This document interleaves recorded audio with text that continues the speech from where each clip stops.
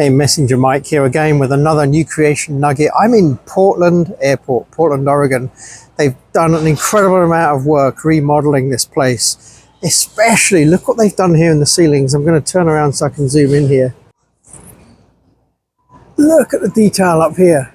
These are all individual pieces of wood, you know. It's really themed on what this part of the country is renowned for. You know, even years ago when I lived in South Africa, Oregon pine was really famous and sought after as a high quality product. And they've really invested in putting all this into the roof of this airport. Isn't that fascinating? Well, earlier today I posted a nugget when we were out at a farm and talking about fruit and abiding in the vine and how important it is that we learn to abide, because that's how fruit comes. But it got me thinking, I need to explain a little bit more. What does it mean to abide? Well, you know, it's a big part of the theme of my book that I'm spending, you know, a lot of time talking about these days, even with these nuggets. And there's one chapter here where I talk about abide. I'm just going to read a little bit about the definition of what abide actually means. It means to stay in place.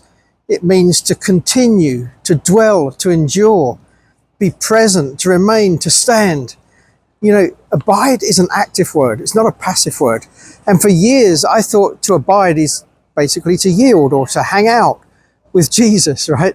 And it was very passive for me. But I've since learned, no, that abiding is actually active. And the best word that I've come up with that I think that summarizes abide is engage. We have to engage who we are in him and who he is in us. Well, how do we do that? You know what I've learned? The Apostle Paul wrote to the Galatians, classic verse, Galatians 2 verse 20. He said this, I am crucified with Christ. That's where the new creation life starts, recognizing that when he died, we died with him.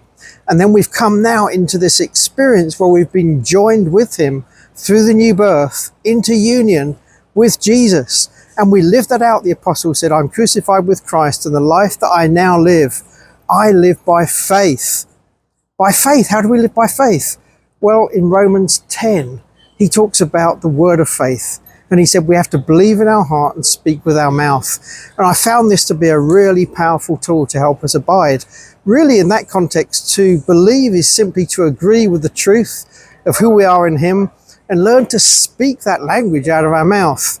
Then one last thought on walking by faith. James says, faith without works is dead. So then we need to align all of our actions to come in line with what we're now speaking about, who we are in him. And as we do that consistently, that's abiding, and much fruit will come. God bless.